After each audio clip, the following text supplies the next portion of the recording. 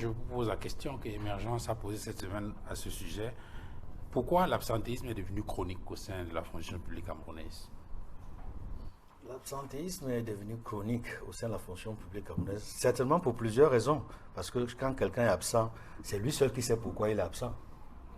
Mais en fait, je voudrais dire une petite anecdote là. Hier, j'ai voyagé et quand j'arrivais ici à Yaoundé avec un Camerounais de la diaspora qui m'a dit que tout Camerounais est un Canadien qui s'ignore. C'est-à-dire la destination Canada est devenue la voie de salut pour beaucoup de Camerounais. C'est vrai qu'il n'y a pas que le Canada, il y a les États-Unis et beaucoup de pays d'Europe. Mais beaucoup ne pensent qu'à partir. Pourquoi je parle de ça? C'est parce qu'il y a une enquête qui a démontré que beaucoup de fonctionnaires ont quitté le pays, travaillent même déjà à l'étranger, mais continuent d'émarger dans le solde, dans le fichier solde, avec des complicités d'autres fonctionnaires au Cameroun.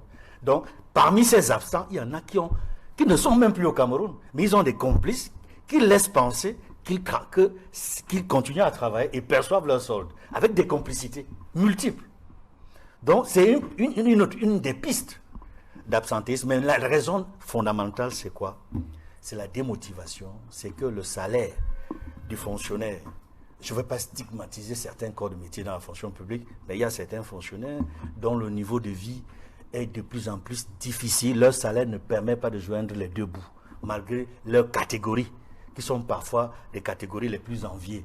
Donc, il y a le problème de salaire. Les problèmes de salaire au niveau de beaucoup de fonctionnaires. Ça les amène à partir. Ils partent pourquoi? Comme tous les autres citoyens.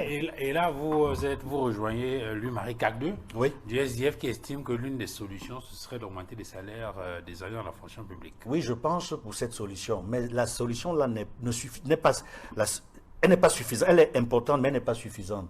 Il faut lutter efficacement contre la corruption.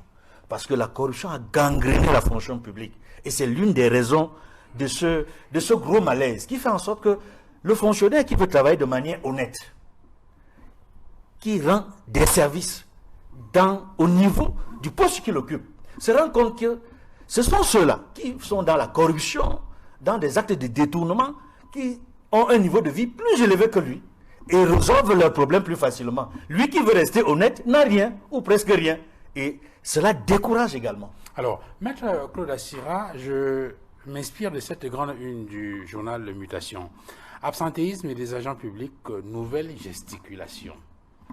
La reprise en main annoncée à l'issue du conseil de cabinet apparaît comme un vœu pieux pour un faisceau de raisons. Un vœu pieux. En fait, pour être honnête avec vous, je ne veux pas être désagréable. Moi, je n'ai pas compris la pertinence de ce thème aujourd'hui parce que je ne vois pas ce qu'il y a de nouveau. Là, je pense que la République a cessé d'être véritablement depuis 1984.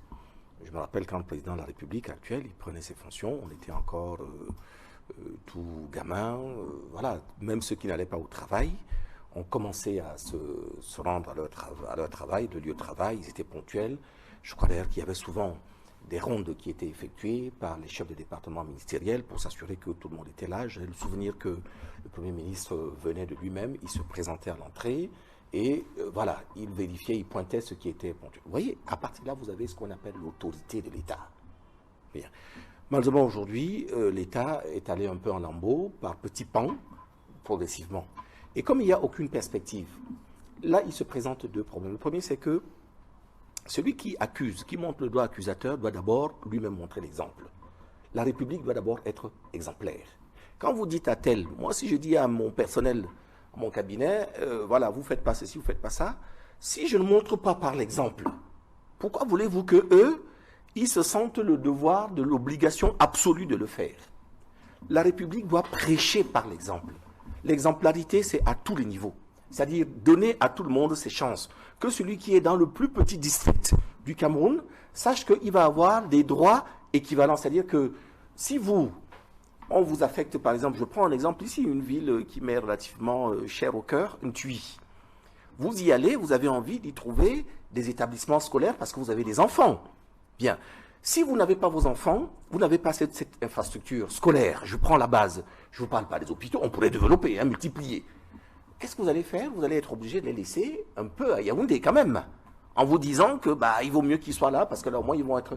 Et s'ils sont à Yaoundé, Vous n'allez pas rester un an sur place sans avoir jamais l'occasion de venir les voir pour essayer de les manager, de voir comment. Vous allez passer une partie du coup, vous allez développer, multiplier vos centres d'intérêt qui font que forcément, vous ne serez jamais à temps plein en TUI qui est votre poste. Ceux qui viendront vous chercher vont trouver que vous êtes absent et ça va donc remplir les cases de l'absentéisme. Parce que ça, c'est la deuxième raison. À un moment donné, l'État doit faire ce qu'on appelle les états généraux, qui est une sorte d'état des lieux. Il fut un temps, je me rappelle, du temps de mes parents où on n'affectait pas, si vous aviez par exemple un papa, des gens qui étaient dans la fonction publique, on n'affectait jamais l'épouse en un endroit qui était différent de là où son mari devait exercer. C'était des lois de la République, c'était des piliers fondamentaux, capitaux. Bien, aujourd'hui, il n'y a plus jamais, à aucun moment, l'État ne s'arrête, ne fait appuie la main sur stop pour se dire, bon, essayons de faire un peu l'inventaire. C'est quand vous dites l'absentéisme, quels sont les critères de l'absentéisme? Est-ce que l'absentéisme du médecin, c'est le même que celui de l'enseignant? Est-ce que c'est le même que celui du policier, du magistrat, etc.? Toutes ces choses-là, une république normale s'arrête à un moment donné, fait le point, fait l'inventaire, fait le bilan et essaye de voir, de trouver les mesures de correction qui permettent aux choses. Donc, venir simplement dire l'absentéisme, je ne vois pas du tout la consistance d'un tel thème là, parce que, bon, on a parlé, mais au final, on ne peut rien dire qui soit concret et qui nous permette de trouver des solutions.